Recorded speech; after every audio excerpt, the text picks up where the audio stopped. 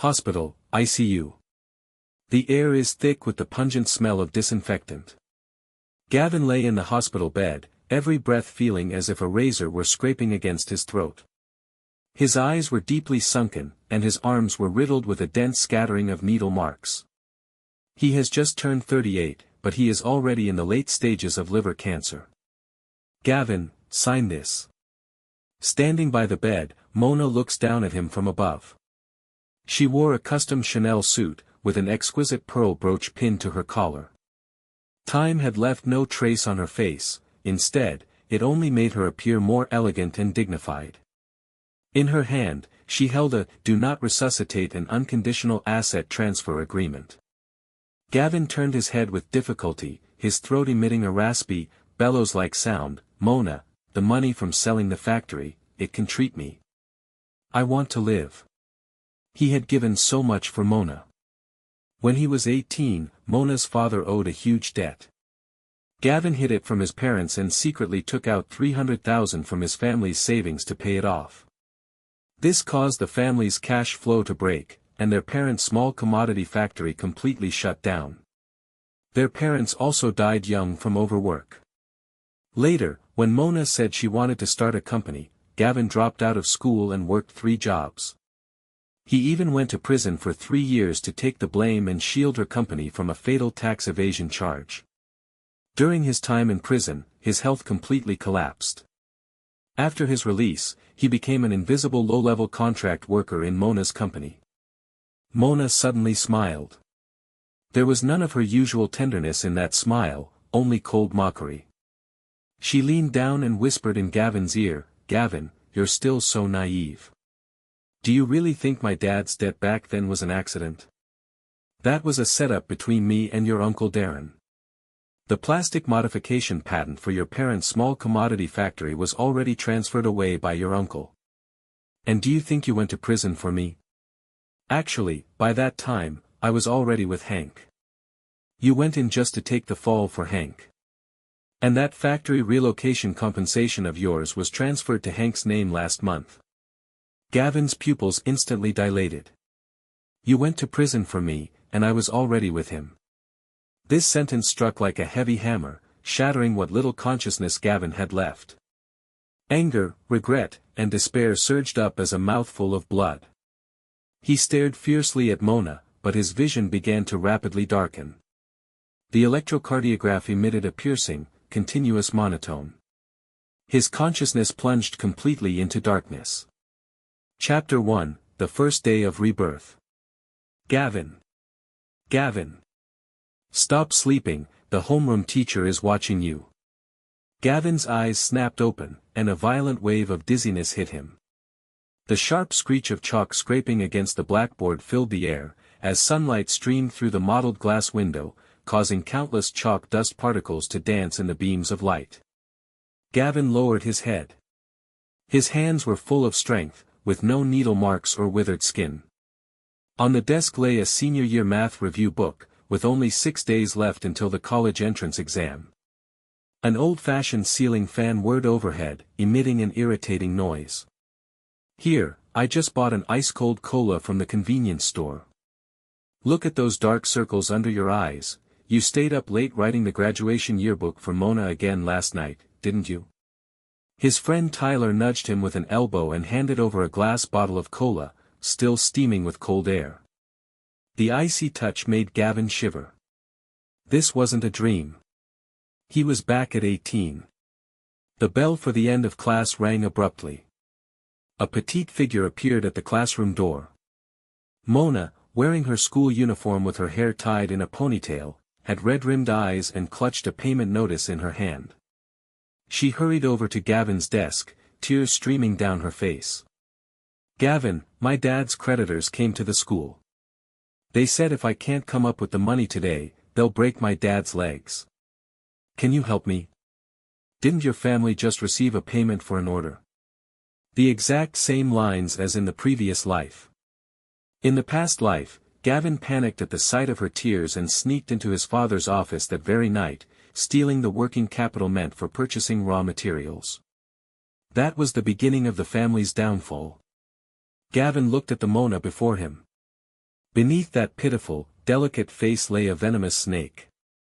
Tyler tugged at Gavin's sleeve from the side and whispered, "Gavin, are you crazy? That's the lifeline of your dad's factory. Don't do anything rash." Gavin slowly unscrewed the cap of his cola, took a sip, and the icy liquid slid down his throat like cold water pouring into his veins, leaving him utterly clear-headed. He looked up, staring coldly at Mona. "Find someone else." Gavin's voice was completely flat. Mona's sobbing abruptly stopped. She stared at Gavin in disbelief. "What did you say? Gavin, how can you be so cold-blooded? If something happens to my dad, I won't want to live either. No time. No money. Not going." Gavin spat out these words, stood up directly, and packed his book into his bag. He didn't spare Mona another glance and walked straight out of the classroom. Pulling out his old phone, Gavin dialed his father's number. "Dad." Hearing the steady, deep voice on the other end of the line, Gavin's eyes instantly grew hot. "Gavin, why are you calling at this hour? Are you out of money?"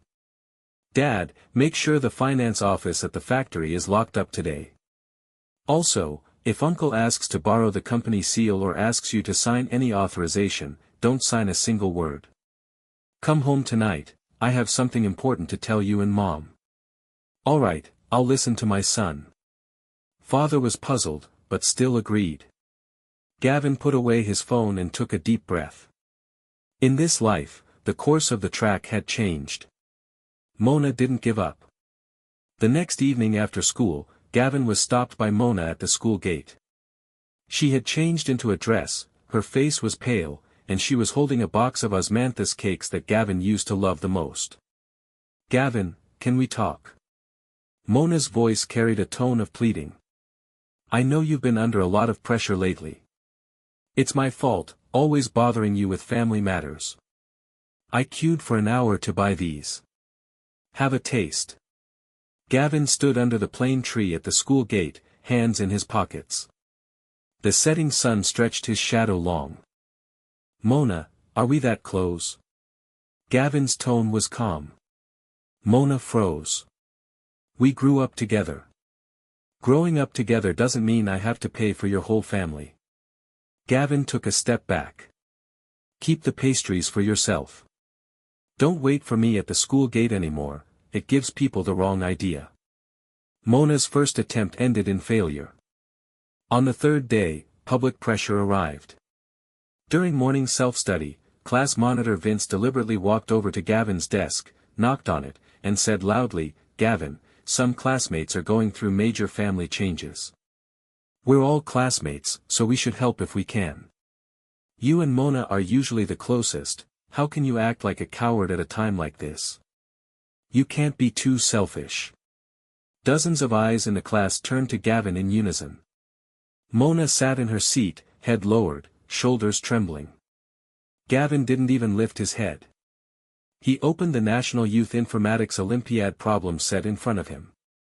Gavin spoke loud enough for the whole class to hear, "Vince, check Article 7 of the Public Security Administration Punishments Law.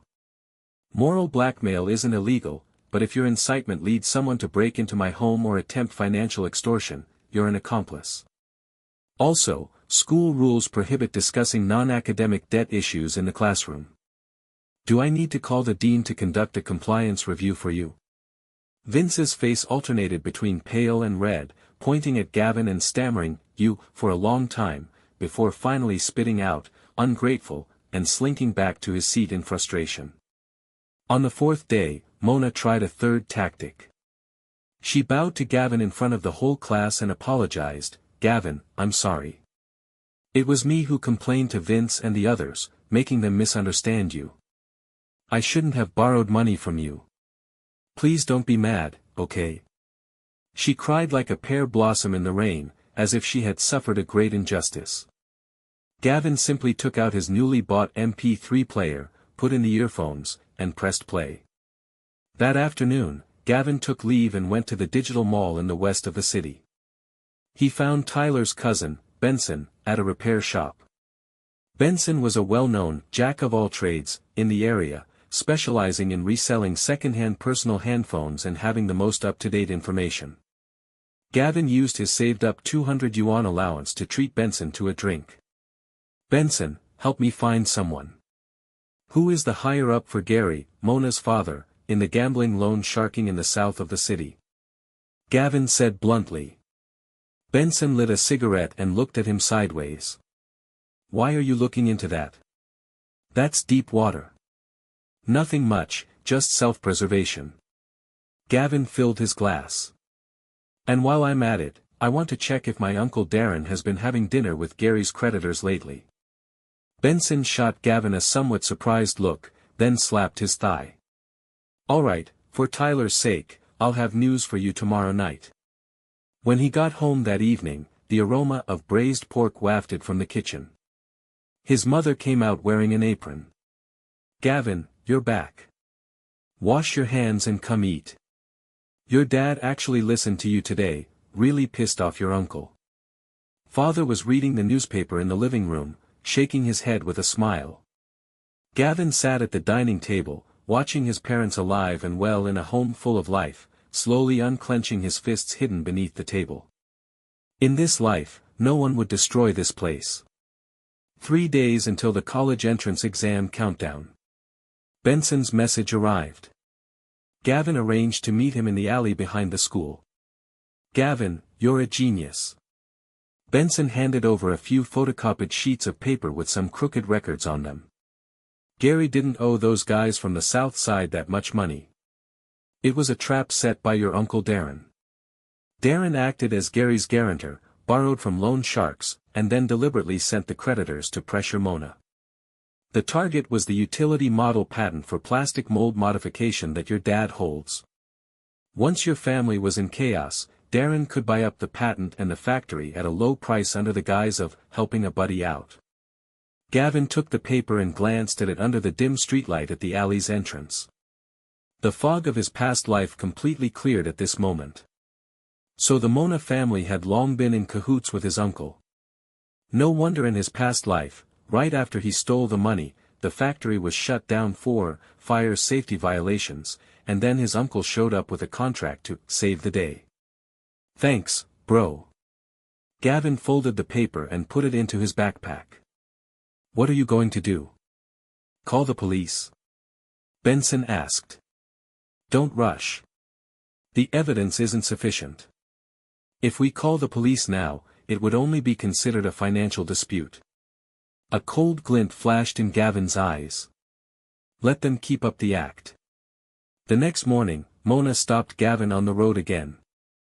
This time, a scruffy-looking young man stood by her side, Hank. Hank was a lowlife on the streets and, in the previous life, Mona's real lover. "Gavin, Mona has begged you so many times. What's with all your high and mighty attitude?" Hank said, cigarette dangling from his mouth, shoving Gavin in a thuggish manner. "If you don't give us an explanation today, don't even think about stepping through the school gates." Gavin sidestepped, causing Hank to miss his push. He wasn't angry, not even a flicker in his eyes. He simply pulled out his phone and dialed the police. "Hello, police. There are some loiterers near the back gate of the school extorting a senior high school exam candidate. They are suspected of carrying controlled knives, seriously disrupting the college entrance exam order. Yes, please send a patrol car immediately." Gavin hung up the phone and pointed at the security camera above. "The police will be here in 2 minutes. Hank, you're still on probation for that gang fight half a year ago, right? If you want to spend a few years inside, go ahead and make a move." Hank's face instantly changed. He spat fiercely, pointed at Gavin, and said, "Fine, you've got guts." Then he turned and fled with Mona. The look Mona gave Gavin before leaving was filled with unfamiliarity and fear. She couldn't understand how the Gavin who once obeyed her every whim had suddenly turned into a stone that couldn't be warmed.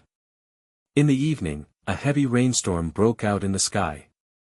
Gavin sat in the living room with his parents, shelling edamame. The local news was playing on TV, and thunder rumbled outside the window. "Gavin, your uncle came to see me again today. His father put down the edamame in his hand and sighed. He said a big client wanted to see our patent certificate and insisted I take it out. I remembered what you said the other day, so I told him it was locked in the bank's safe. The look on his face at that moment, it was awful. Gavin placed the shelled edamame into the bowl with a crisp sound. Gavin said softly, "Dad, you did the right thing. From now on, don't believe a single word he says. In 3 days, after I finish my exams, we'll completely uproot this cancer." The first day of the college entrance exam. Heavy rain turned to clear skies. Gavin walked into the exam hall feeling refreshed and at ease. In his previous life, he had been distracted by Mona's situation, performed poorly on the exam, and ended up at a mediocre local vocational college. In this life, the exam questions were as clear to him as an open-book test. It was on the afternoon of this very day that the key event from his previous life, the one that completely destroyed Mona's family, took place. In his past life, Gary was cornered by loan sharks in a narrow alley, about to have his fingers cut off. When Gavin found out, he charged in alone to fight the thugs, ending up with 3 broken ribs while Gary managed to escape. As a result, Gavin missed the exam the next day. At 3 in the afternoon, the listening section of the exam was underway. Not far from the school, in the alley of the second-hand market, just as in his past life, Gary was trapped by the debt collectors Hank had brought. Outside the exam hall, Mona was as anxious as an ant on a hot pan.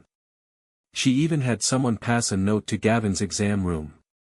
But right before the exam, Gavin threw the note straight into the trash. Gavin didn't intervene at all. He sat quietly in the exam hall, the pen rustling against the answer sheet. He didn't need to be a savior. Some consequences are sown by the people themselves. At 5 in the afternoon, the bell rang for the end of the last college entrance exam. Gavin packed up his stationery and walked out of the exam hall. The school gate was filled with cheering examinees and waiting parents. On the street next to the school, an ambulance sped by with its siren wailing. Gavin heard the aftermath from Tyler. Because Gavin didn't take the blame, Gary panicked while fleeing, fell from a second-floor shelf, broke his spine, and ended up with high-level paraplegia. Hank was caught on the spot for causing serious injury through violent debt collection. Mona's family's only house was forcibly auctioned by the court. Mona's social relationships completely collapsed. Rumors began circulating at school that her father was a gambler and that she had colluded with thugs to bully classmates. In the evening, Gavin ran into Mona on his way home. She was slumped by the roadside, covered in mud and water, her hair disheveled. When she saw Gavin approaching, she crawled toward him like grasping at her last straw, trying to grab hold of his pant leg. "Gavin! Why didn't you answer my calls? Why didn't you save my dad? You knew, you had the money." Mona screamed hysterically. Gavin stopped, standing a meter away from her. He looked down at her, his eyes as calm as a stagnant pool of water. "Mona, I'm not your dad's bodyguard, nor am I your family's ATM. You chose your own path, now face the consequences." At this moment, the grudges of a past life, amidst this heavy rain and the paralysis from the waist down, completed their first phase of reckoning. The college entrance exam results were announced. Gavin scored 688 points, securing 3rd place in the science track in City A. What's more, the provincial first-place qualification he earned at the National Olympiad in Informatics in his sophomore year was activated, and the confirmation letter for direct admission to the Computer Science Department of Tsinghua University was sent directly to his home. Inside the office of Gavin's parents' small commodity factory, the atmosphere was jubilant. "Gavin, you've really made your parents proud." His father's face was flushed with joy as he was about to distribute bonuses to the employees. Just then, Uncle Darren pushed open the door and walked in, a fake smile on his face. "Brother-in-law, Gavin's done well. So, since Gavin's heading off to college in another city, shouldn't we take care of that matter between our 2 families? I've found a big shot willing to pay $500,000 for our mold patent." As soon as you sign the papers, the money will arrive immediately. 500,000. It's still a huge sum of money even now. But Gavin knew that 3 years later, that patent would be applied to the manufacturing of smartphone casings, with a value exceeding 50 million. Gavin sat on the sofa, holding a book titled, Kernel Source Code Analysis, without even lifting his head as he spoke. Uncle, you've already signed a letter of intent for that patent privately with Huitong Technology, right? The deposit was 100,000, and you just transferred it into your mistress's account yesterday. Darren's smile instantly froze on his face. A flicker of panic flashed in his eyes. Gavin, what nonsense are you talking about? When elders are speaking, why are you butting in? Dad, don't sign.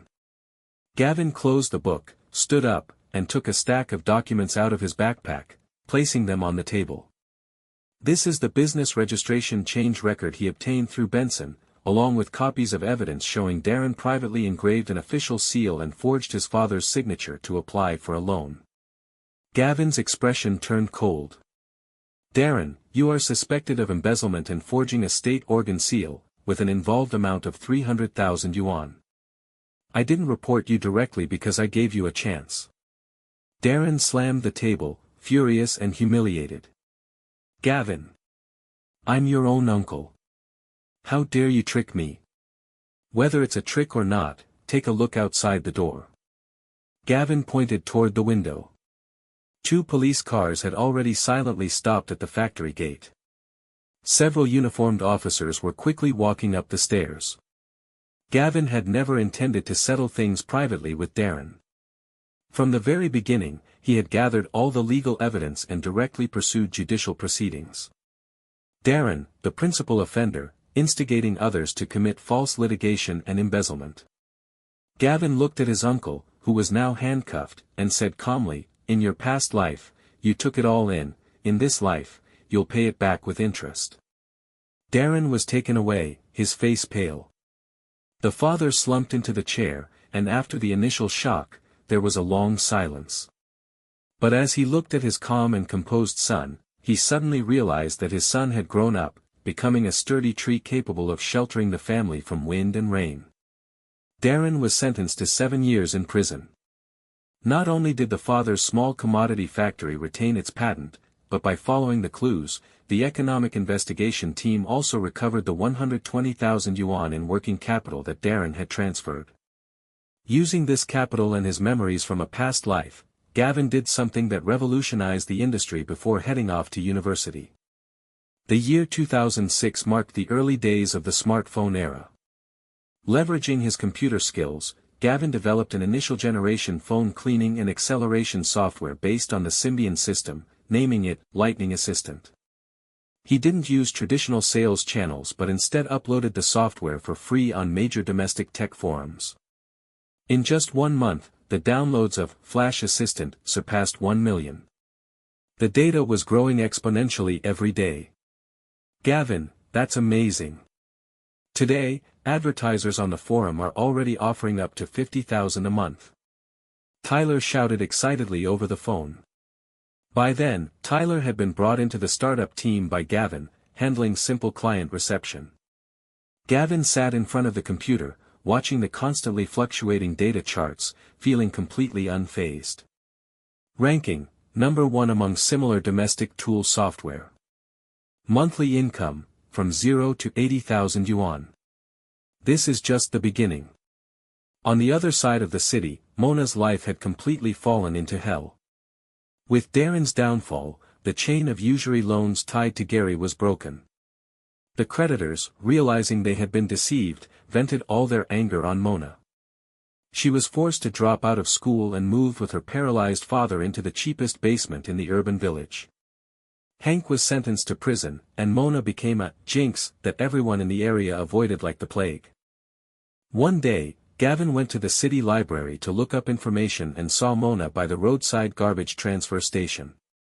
She was wearing a faded old set of clothes, struggling to wash a mountain of greasy plates for a fast food restaurant. Her hands were soaked white and swollen, stripped of the pride she once had in a past life where she never had to lift a finger for such work. A drunk thug nearby whistled at her, and she could only keep her head down, letting her tears fall into the dish soap foam. Gavin averted his gaze, pulled down the brim of his baseball cap, and brushed past her. The trap he set was aimed solely at Darren. As for Mona, he didn't even need to lift a finger. Once he withdrew the boundless protection and indulgence from his past life, the gravity of reality would naturally slam her hard into the ground. That's the rule. That's also the biggest twist. What you thought was deep affection was merely built on the exploitation of my flesh and blood. When I take back that flesh and blood, even survival becomes a luxury for you. During the winter break of his freshman year, Gavin returned home. By then, he had already secured a $5 million angel investment from a well-known venture capital firm, and, lightning assistant, was preparing to pivot to the emerging Android system. One evening, Gavin received an unexpected call. It was from Mona's aunt. "Gavin, I'm Mona's aunt. Mona, she's been diagnosed with severe depression recently and has attempted suicide twice, both times she was saved. Her father is bedridden with a high-level spinal injury, and the family doesn't even have money for medicine. I know her family wronged you in the past, but could you, for the sake of growing up together, lend us 5,000 yuan to save a life? Mona keeps calling your name in the hospital." The voice on the other end of the line was choked with tears, extremely humble. Gavin stood on his balcony. Outside the window, fireworks had already begun to light up the night sky, their colorful glow reflecting on his cold, detached profile. Gavin's voice was calm and distant. "I don't owe Mona anything. On the contrary, her father was involved in instigating my uncle to embezzle my family's assets. The case files are still in the court." A suffocating silence on the other end of the line. Gavin shifted his tone. "However, the hospital has a medical assistance fund for disabled individuals from extremely poor families. Additionally, the Legal Aid Center can help her apply for subsistence allowances for free. These are legitimate channels of assistance. I'll send you the contact numbers for both institutions later. Gavin, can't you come see her? The doctor says she needs psychological comfort." Gavin firmly refused. "No. I'm not a doctor, nor am I a savior. My boundaries are here." 2 days later, as Gavin passed by the bookstore in the city center, he encountered Gary, who was sitting in a wheelchair, and Mona, who was pushing it. Mona was emaciated beyond recognition, her complexion sallow. The moment she saw Gavin, a startling light burst forth in her eyes, but it quickly faded into utter dimness. Gavin did not flinch. He walked over calmly. "Gavin," Mona's voice was hoarse, like coarse sandpaper scraping. "I'm sorry.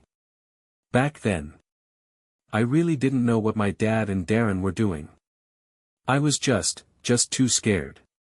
Gavin stopped walking, his hands in his pockets. The sunlight fell between them, creating an unbridgeable chasm. Gavin looked at her, his eyes calm and unreadable. "What's done is done. Your matters are your own. Mona, live well. But don't look for me again, and don't keep living in the past." With that, he strode past her, brushing by. Mona stood frozen, watching his figure disappear into the bustling crowd. She suddenly realized that Gavin didn't hate her, he had simply erased her from his life entirely.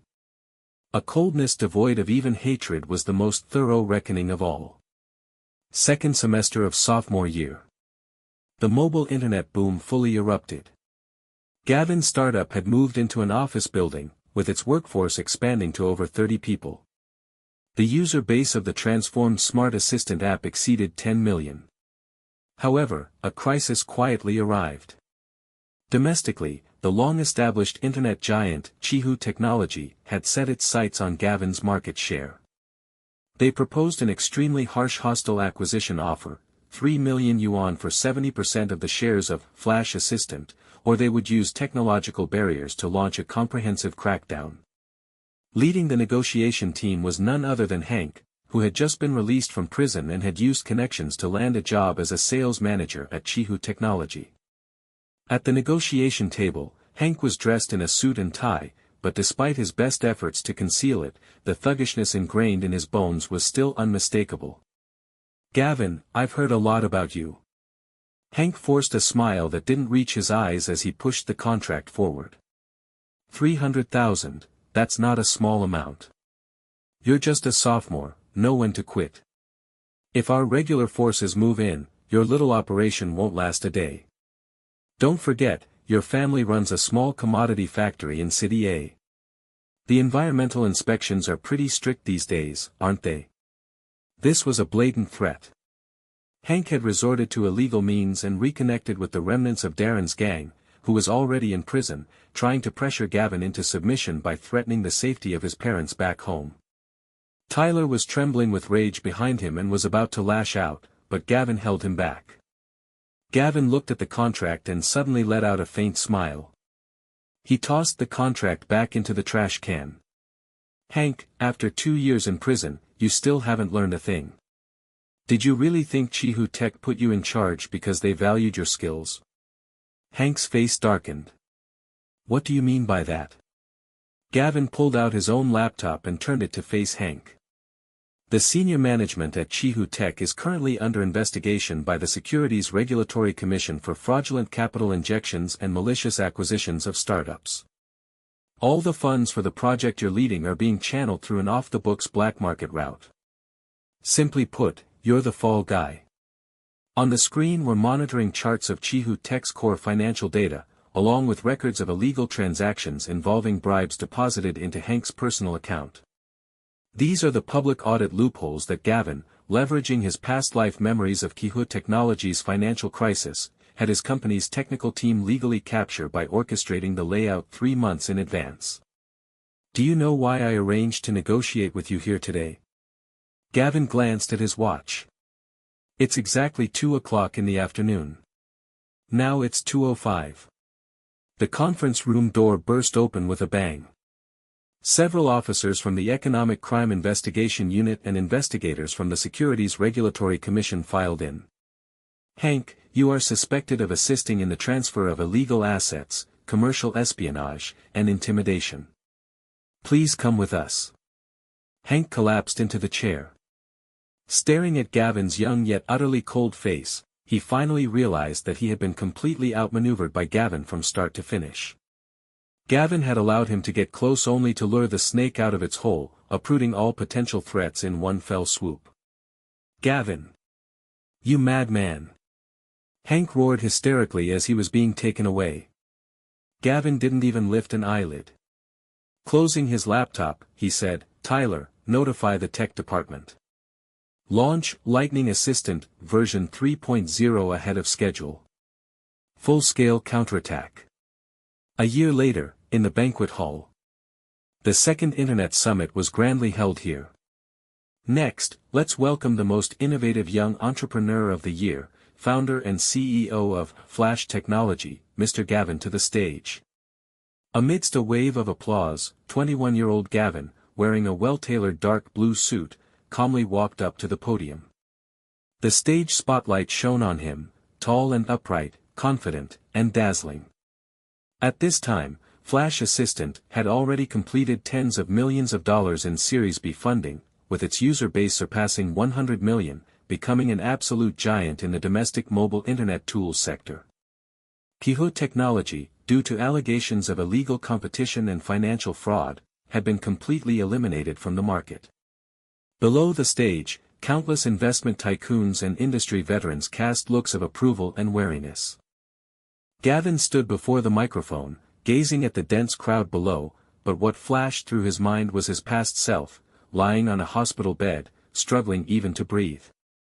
The future of mobile internet belongs to everyone who dares to break the rules and rebuild themselves.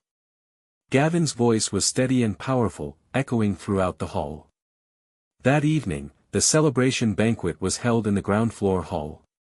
His parents made a special trip to join the festivities. "Son, I never dreamed in my wildest dreams that our family would produce a great scientist and a big boss," Father said, holding a glass of red wine, tears glistening in his eyes. Mother tightly held Gavin's hand, beaming from ear to ear. Tyler and the rest of the entrepreneurial team were wildly popping champagne nearby, foam splashing everywhere, laughter and joy echoing throughout the entire private room. Gavin had a few drinks with his parents, then made an excuse and walked out to the rooftop terrace of the hotel. The autumn wind carried a hint of chill, blowing away the smell of alcohol. In the distance, the streets were bustling with traffic, and the neon lights converged into a dazzling river. The old phone in his pocket suddenly vibrated. It was a text message from an unfamiliar number. The message was very short, just one sentence: "Congratulations, you found yourself again." Gavin looked at the message but didn't reply. He knew it was from Mona. Through the internet or TV, she must have seen today's industry news. There was no thrill of revenge, nor any stir of old feelings rekindled. His heart was as calm as a deep pool. The obsessions of his past life, in this moment, dissipated completely with the autumn wind. 10 years later. In the A City Technology Development Zone, the 100-acre, Lightning Tech, Southern headquarters building rose from the ground. Gavin, now a tech tycoon worth tens of billions, returned to his hometown to attend the inauguration ceremony. After the ceremony, Gavin turned down all social engagements and drove alone through the old neighborhoods of City A. The city had changed a lot, the former school gate had been renovated, and the plane trees along the roadside had grown even denser. As he passed a newly opened community rehabilitation center for the disabled, Gavin caught a familiar figure through the car window. It was Mona. She was 28 years old, but looked a bit older than her actual age. Dressed in a simple volunteer uniform, she was patiently helping a blind person cross the street. Her eyes no longer held the vanity and calculation of the past, replaced by a calm numbness that came from being beaten down by fate. Gavin didn't stop the car, driving past at a steady speed. That evening, Tyler sent a link.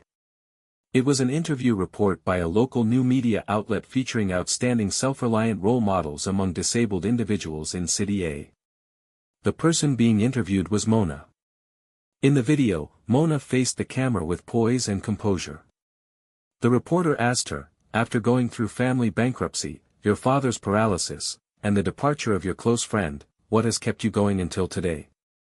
Mona was silent for a long time, then smiled slightly at the camera, a hint of relief in that smile. Many years ago, someone rejected my selfishness in the coldest and most decisive way. He didn't pull me up, but he made me understand that a person can't live their whole life by draining others. He saved me in the cruelest way. I am very grateful that he is doing well now, and I have also learned to live on my own. Gavin turned off the video. Each living their own life, not disturbing the other. This was the best ending fate could give them. The next morning.